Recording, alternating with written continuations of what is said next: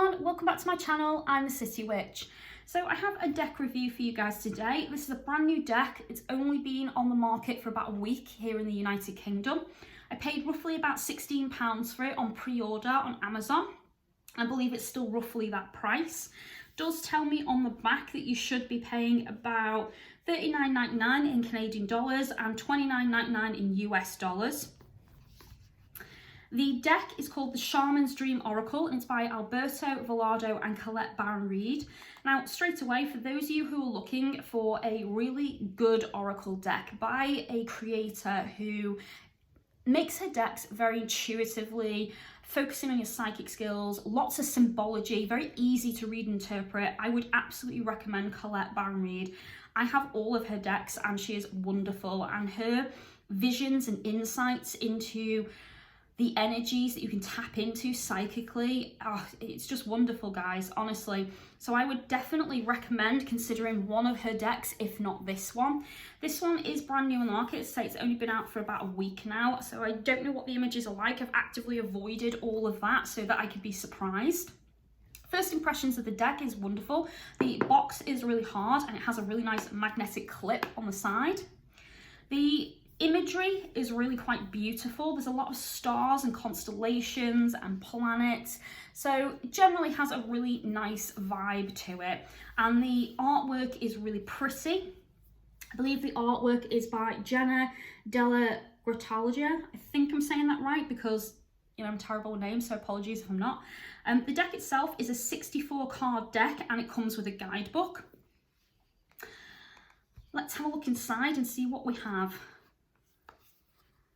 Ooh, pretty. So I really like the inside straight away. It's got that cosmic feel to it, so it's carried that on from the front cover to the inside of the box. And then we get a little saying: we are all sacred dreamers, dreaming the world into being. Discover your true destiny as a dreamer. Oh, that's nice. So I do like that. And then we've got this nice blue ribbon that helps us pull up our guidebook and deck. So let's have a look at the guidebook. So the guidebook matches the front cover of the box, and then on the back, so I believe the back says the same as the box. So it says, the dream world has long captivated the human psyche as a way to understand the deeper layers of our lives. The mythic landscape and spirit beings that we encounter in this sacred realm shape and create our experiences in the waking world. We are all sacred dreamers, dreaming the world into being. So what will you dream? The imagery and the insight in the Shaman's Dream Oracle draw from the shamanic dream world of archetypes and magic and offer fresh, contemporary interpretations. Master teachers Alberto Villado and Colette Baron-Reid reveal how the dreamscapes guide you to co-create your world and manifest your most precious intentions. And then there's a little information about each of the authors as well, so that's quite nice. So inside the guidebook, it says we have messages from both of the authors, an introduction and how to work with this deck, and then a full list of all the cards. So the message from the authors are, really nice. I like that that's been included. Then we get an introduction, which is all about this deck, how it came into being. The offering of an oracle, so it's explaining the oracle, how it works in divination, and a little bit about it. Dreaming the world into being, so this is probably the shamanic aspect of it, and then the power of symbols. And then we get how this deck works, so that'll be shamanic interpretations, all of the symbology they used, destiny, working with the higher powers for the highest good. How to ask your questions. So this is about wording your questions correctly, thinking about them and not wording them in such a way where it's just generally a yes or no. It's about how to word your questions to gain further insight and guidance in your life. Then we go into some sample readings, and it kind of looks like she hasn't given us mainly any spreads, just the basics. So we've got the 1 card reading, the 3 card and the 4. And then it goes into the cards. So the first card, so it gives you the title and the main message on the card, and then information about the card. Doesn't give you anything else, doesn't give you any imagery or anything like that. I would have liked, I think, for the image of the card to have been there. I think that sometimes makes it easier when you're flipping through the guidebook, but in all honesty, how often do you read the guidebook? I tend to read it once all the way through and then never read it again, because I'd rather go off my own intuition. But it's nice to have them in case you ever want to refer back, or if you really want to study and learn this deck and obviously gain further insights from the author. So, like that. And then we come to the cards. This is the exciting bit.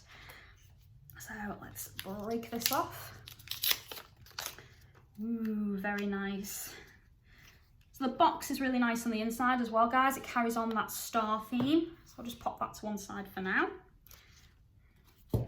So these are the cards. So first impression straight away, I really like what I'm seeing.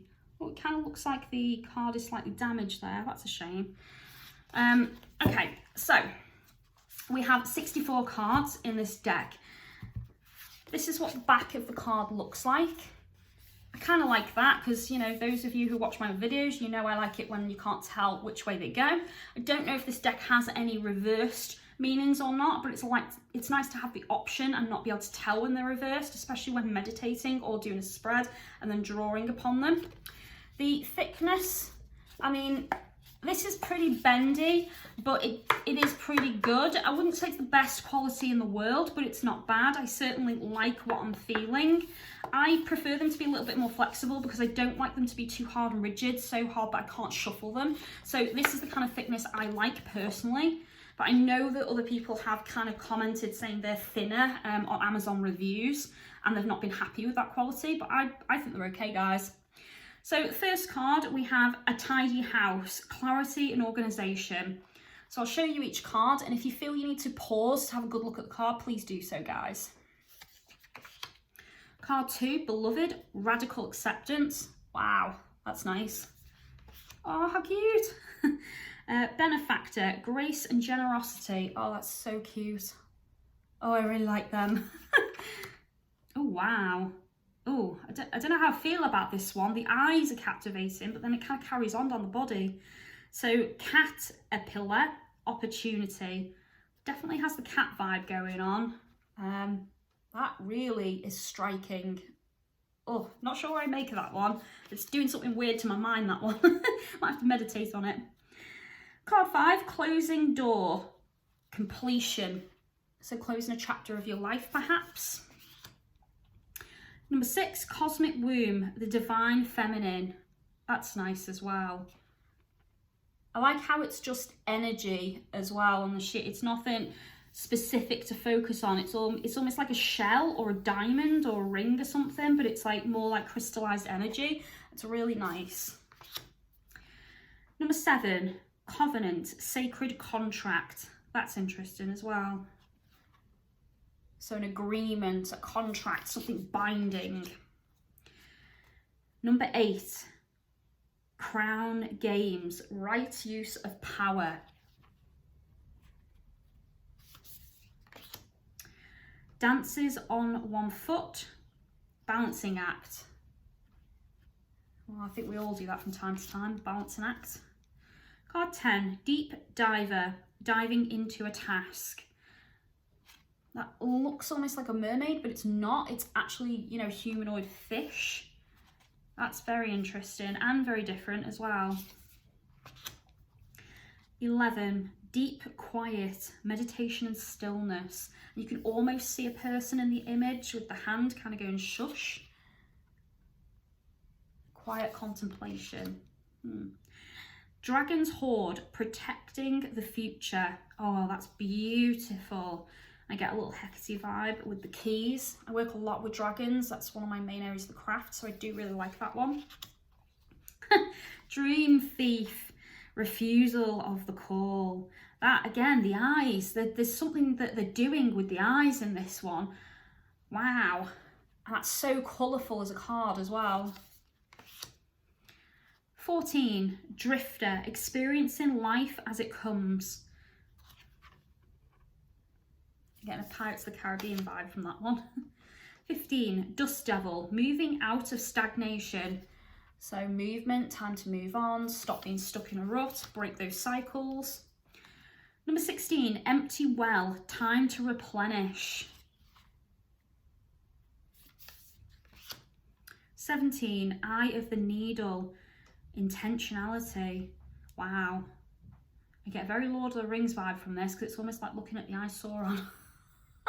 Just the way it's laid out. Eyes of the Eagle, rising above the fray. Honestly, there's something that she's doing with the eyes in this one, because the eyes are kind of freaking me out, but in a good way. Like, they're really getting to me. They're sparking something deep within me. I really need to like look at these eyes and figure out what's triggering me. Falling Angel, spirituality, spiritual narcolepsy. I'll say it right.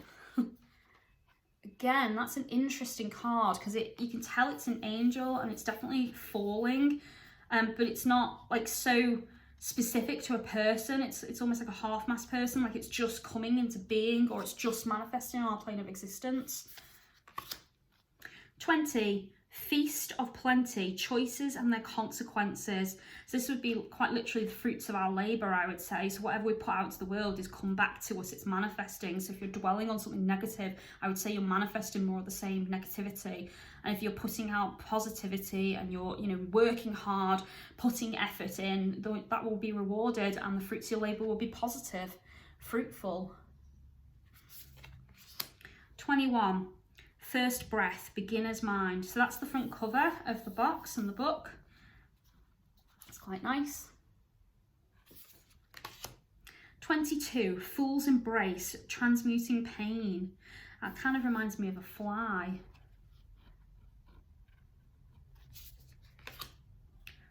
23, Fortune's Wheel, luck and right timing. So it's kind of like the Wheel of Fortune, I guess. So depending on how this appeared in the surrounding cards, it could be that your luck is turning from bad to good, or the other way around. So say you've had a lucky run and things are about to go bad. So, knuckle down and brace for the worst. 24, Galactic Mushroom, the Divine Matrix. Garden of Venus, Rest and Renewal. Oh, that's really pretty. I get a very gentle energy from that one. 26, Gathering Around, the Power of Community. That's nice as well. Some really beautiful artwork. 27, Heart Home, Compassion. I like the way it's been shaped like a heart. And I love the butterflies. It definitely gives me a very fairy vibe in that one. I hope the colours are coming up on the camera, guys, because these are beautiful. 28, Hollow Bone, Teachability. Wow, that speaks volumes to me. I love skulls and feathers and, shamanic culture, especially Native American. That is just beautiful. Really like that one. 29, Horned Cactus, Resourcefulness.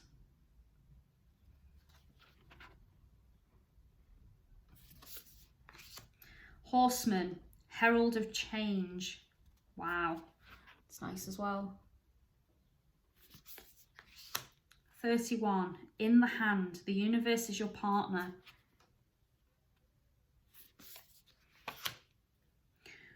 Jeweled Web, Connectivity. It's funny because whenever I get oracle cards with spiders or webs, I always think of web of lies, deceit, tangling yourself in chaos. And also of, spiders can represent protection, warning you about danger. So I see them as warnings. 33, Joyful Muse, Inspiration. Oh, that's absolutely adorable. It's so creative and such a fun card to look at. 34, Lay of the Land, Celestial Wisdom. 35, Lost Compass, Getting Back to Integrity.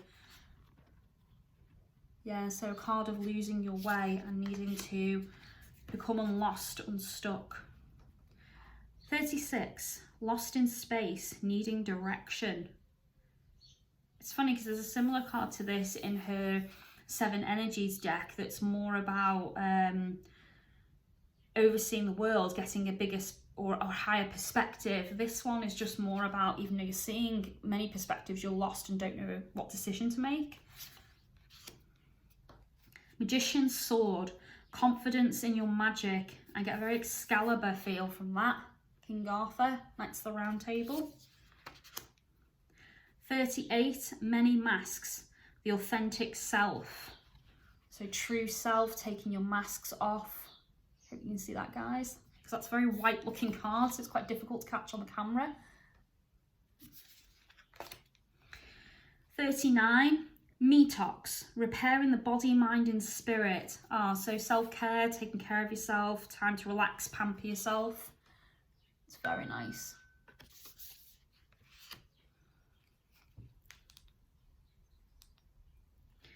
And then we've got mindful group thinking. So this is card 40. That's nice as well. 41, Moon Maiden, new beginning.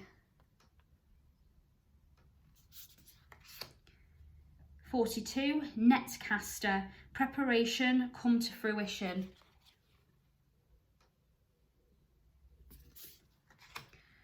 43, overflow, overwhelm and plenty. Wow, so your cup quite literally overflowing, so maybe too much abundance or don't know what to do with excess energy. 44, perfect storm, the courage to step into life. Wow. 45, repairing the veil, forgiveness. Kind of looks like shoestrings there. The imagery is just absolutely stunning. 46, root girl, the disowned self. So self-neglect, inner child not being nurtured, no time to have fun and enjoyment, too much of adulting, not enough of being a child. 47, sky bridge, possibility for union. Wow, that's a very powerful image as well. Sky dancers, surrender. Kind of reminds me of a dragonfly. Skywriting, the fates. That's nice. You can actually see ruins in that one, in the sky. Spirit of the river, movement towards adventure.